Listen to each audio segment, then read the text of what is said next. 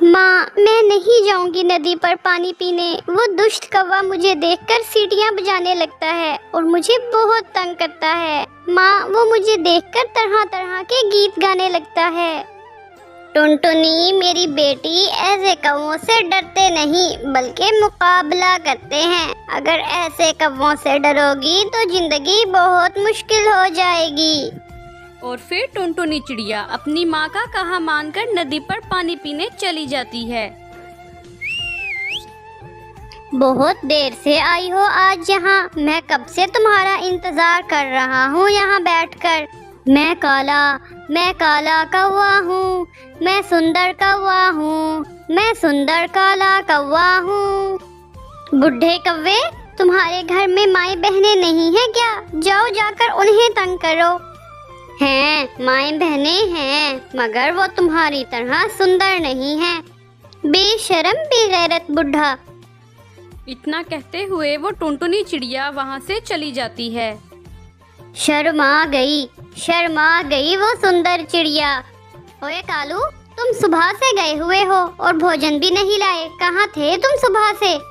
गोरी, क्या बताऊं मैं तुम्हें। सरला चिड़िया को बहुत तेज बुखार था। उसने मुझे अपनी दवा लेने के लिए भेजा था। कोई नेकी का काम भी मुझे कर लेने दिया करो। कौवे ने अभी इतना कहा ही था कि तभी वहाँ सरला चिड़िया आ जाती है। गोरी बहन, मेरा राजू दाना नहीं खा रहा। क्या कोई फल घर में है? अगर है तो मुझे दो। चिड़िया को देखकर तो कालू डर जाता है। वो अपना मुंह दूसरी तरफ कर लेता है। चिड़िया, भला मेरे घर में फल कहाँ से आएगा? ये नखट्टू तो दाना ही बहुत मुश्किल से लेकर आता है। और फिर चिड़िया खाली हाथ ही वहाँ से चली जाती है। झूठे, तुम तो कह रहे थे कि चिड़िया को बहुत तेज बुखार है। वो तो बिल्कुल ठीक थी। गोरी, मैं जब भी झूठ बोलता हूँ पकड़ा जाता हूँ। मैं कल सुबह तुम्हारे लिए भोजन जरूर ले आऊँगा। और फिर अगली सुबह ही कालू कौवा फिर से सीधा नदी पर जाता है। बंटी कबूतर भी नदी पर था। उसने पानी पी लिया था।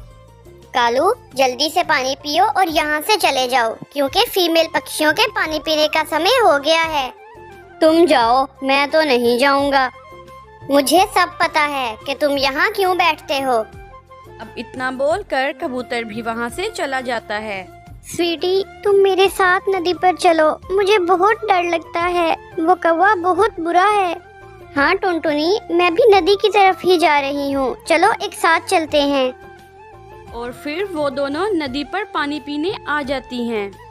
तुम्हारी तरह तुम्हारी सहेली भी बहुत सुंदर है।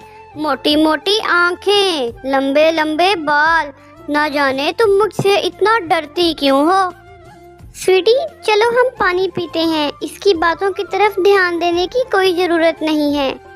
ध्यान तो देना पड़ेगा। कभी तुम दोनों गौर से देखो। मैं किसी से कम तो नहीं। मेरी रंगत देखो कितनी काली है और चोंच तेज। इतनी में वहाँ पर चिड़िया भी पानी पीने आ जाती है। चिड़िया को देखकर कालू कौवा तो झाड़ियों में छुप जाता है। आंटी चिड़िया, वो कौवा हमें बहुत तंग करता है और रोज मुझे देखकर गीत गाता है। उसकी जवान पत्नी घर पर है और डोरियां डालता है दूसरी चिड़ियों पर। आप मेरे साथ चलो बेटा और उसकी पत्नी को बताओ, वो सीधा करेगी इसे। और फिर टुनटुनी चिड़िया सरला चिड़िया के साथ गोरी कौवी के घर जाती है। आंटी, आपका पति हर समय मुझे तंग करता है। मैं जब भी नदी पर पानी पीने आती हूँ वो मुझे देखकर गीत गाने लगता है और सीटियाँ भी बजाता है। आप जाओ बेटी, देखना मैं अब उसे कैसे सीधा करती हूँ। शाम को जब कालू कौवा घर आता है तो गोरी उससे कोई बात नहीं करती। कल मैं अपनी माँ के पास जा रही हूँ। 2 दिन मैं वहीं रहूँगी। हाँ, मिल आओ तुम अपनी माँ से। 2 क्या 4 दिन रह लेना अपनी माँ के पास। तुम्हें तो मैं कल बताऊंगी, बुढ़े आशिक। और फिर ऐसे ही रात हो जाती है। और फिर अगली सुबह होते ही गोरी कौवी तो नदी के पास जाकर बैठ जाती है। आज तो गोरी कौवी भी घर पर नहीं है। आज तो टुनटुनी को छेड़ने में बहुत मजा आएगा। इतना बोलकर कालू कौवा तो नदी की तरफ जाने लगता है और उधर दूसरी तरफ स्वीटी चलो, आज बहुत मजा आने वाला है। आज उस बुढ़े को सीधा करने उसकी पत्नी आएगी नदी पर। आज तो वो बुढ़ा पिटेगा, जरूर पिटेगा अपनी पत्नी से। और फिर टुनटुनी चिड़िया और पिंकी चिड़िया नदी पर जाती हैं। मेरे साथ चलो, आज घर में कोई भी नहीं है। मैं तुम्हें देसी घी की चूरी बनाकर खिलाऊंगा। क्यों, तुम्हारी पत्नी कहाँ है आज? वो बुढ़ी कहो, मेरी पत्नी नहीं, अपनी माँ के पास गई हुई है आज। और फिर ऐसा कहते हुए कालू कौवा फिर से गाना गाना शुरू कर देता है। मैं कौवा हूँ, मैं कौवा हूँ, मैं काला कौवा हूँ, ला ला ला ला ला, मैं बहुत सुंदर कौवा हूँ, ला ला ला ला ला।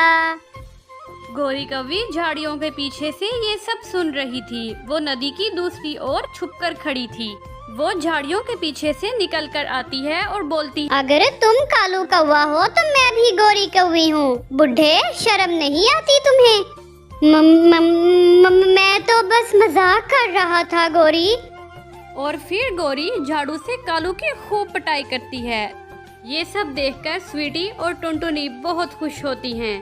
गौरी, मुझे माफ कर दो, मैं फिर कभी नदी पर पानी पीने नहीं आऊंगा। मुझे माफ कर दो गौरी। और फिर इस तरह कालू कौवे को उसके किए का सही सबक मिलता है। तो ये थी हमारी आज की कहानी। आपको हमारी कहानी कैसी लगी कमेंट में जरूर बताएं और चैनल को सब्सक्राइब करके बेल आइकन को दबा लें। मिलते हैं अगली कहानी में, तब तक के लिए गुड बाय।